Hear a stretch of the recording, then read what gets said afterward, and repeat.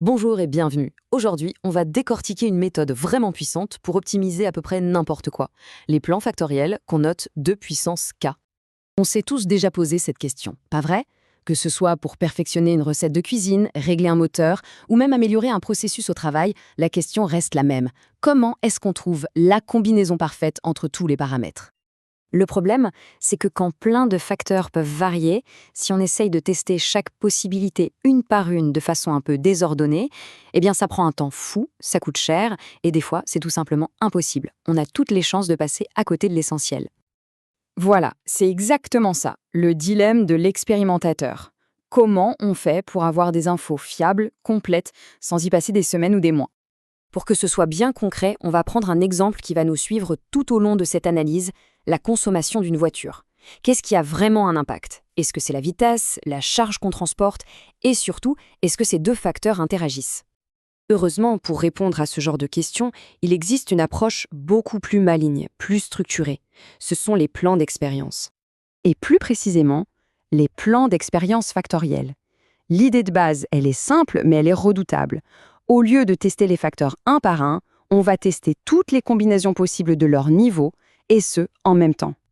Alors, la notation 2 puissance k peut faire un peu peur, mais en fait, c'est très logique. Le k, c'est juste le nombre de facteurs qu'on étudie. Dans notre cas, la vitesse et le poids, donc k égale 2.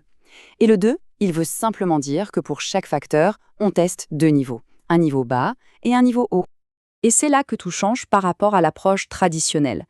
Tester un facteur à la fois, non seulement c'est inefficace, mais surtout, ça nous fait rater l'information la plus précieuse qui soit, les interactions. Ces fameuses relations cachées entre les facteurs. Bon, à ces théories, passons à la pratique. On va voir comment on met en place concrètement notre expérience sur la consommation de la voiture. Première chose à faire, définir nos facteurs et leur niveau. On va choisir deux extrêmes, mais qui restent réalistes. Pour la vitesse, le niveau bas, qu'on note -1, ce sera 80 km/h. Le niveau haut, +1, 120 km/h. Pour la charge, pareil, on va de 0 kg à 300 kg. Donc, avec nos deux facteurs, on a ce qu'on appelle un plan 2-2-2-2. Le calcul est vite fait. 2 au carré, ça fait 4. Ça veut dire qu'il nous faudra seulement 4 essais pour explorer tout notre domaine d'étude. C'est ça, l'efficacité en action. Et ces 4 essais, on peut se les représenter très facilement. Imaginez un carré. Chaque sommet du carré, c'est une de nos expériences. On a vitesse lente sans charge, vitesse rapide sans charge, vitesse lente avec une charge lourde, et enfin, vitesse rapide avec une charge lourde. Simple, non? Allez, on lance les essais et on relève les consommations. Premier résultat, pour le test 1, c'est-à-dire à 80 km/h et à vide, 8,3 litres au 100 km. Deuxième essai, on passe à 120 km/h mais toujours sans charge. Là, la consommation grimpe à 10,7 litres.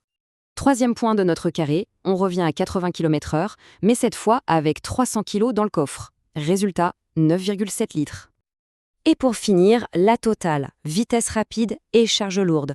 On atteint la consommation la plus élevée, 12,3 litres. Voilà, on a toutes nos données, l'analyse peut commencer. Et c'est vraiment là que la magie opère. Parce qu'avec seulement ces 4 chiffres, on va pouvoir extraire beaucoup plus d'informations qu'on ne le pense. La toute première étape, c'est de calculer ce qu'on appelle les effets principaux. Pour l'effet de la vitesse, on calcule simplement de combien la consommation augmente en moyenne quand on passe de 80 à 120 km/h.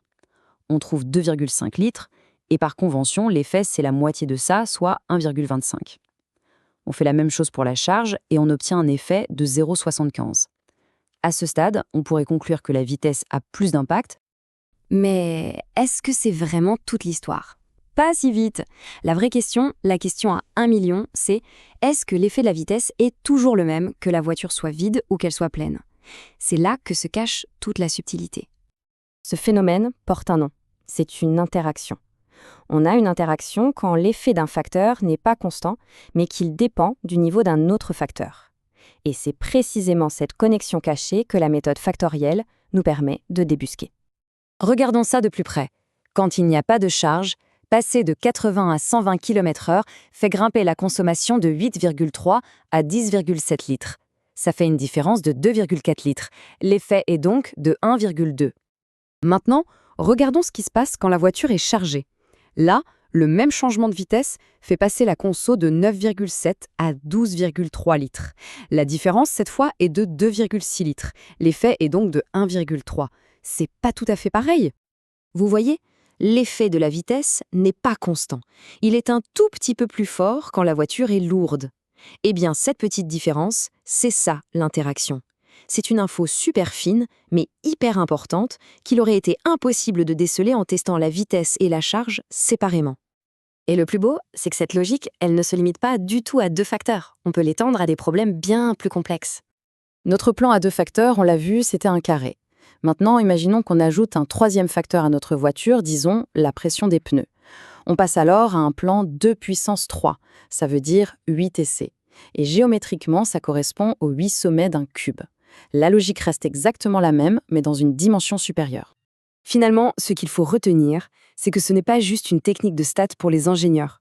C'est une véritable manière de penser, de voir le monde. Cette approche, elle s'applique partout. Pour un cuisinier qui veut créer le plat parfait, un marketeur qui teste des versions de page web, un sportif qui ajuste son programme, dès qu'il y a plusieurs leviers sur lesquels on peut jouer, cette méthode est incroyablement puissante. Mais attention, il faut garder une chose en tête, ça reste un outil. Comme le dit très bien l'auteur Abouzian, le plus important, c'est l'interprétation. Les chiffres, ils nous donnent des pistes, des indices, mais c'est l'intelligence et l'expérience humaine qui leur donnent vraiment un sens. Et donc, la question qu'on peut se poser pour conclure, c'est dans les projets qui nous passionnent, que ce soit au travail ou dans notre vie perso, quelles sont ces interactions, ces connexions cachées qu'on pourrait enfin révéler si on adoptait une approche un peu plus structurée? La réponse pourrait bien nous surprendre.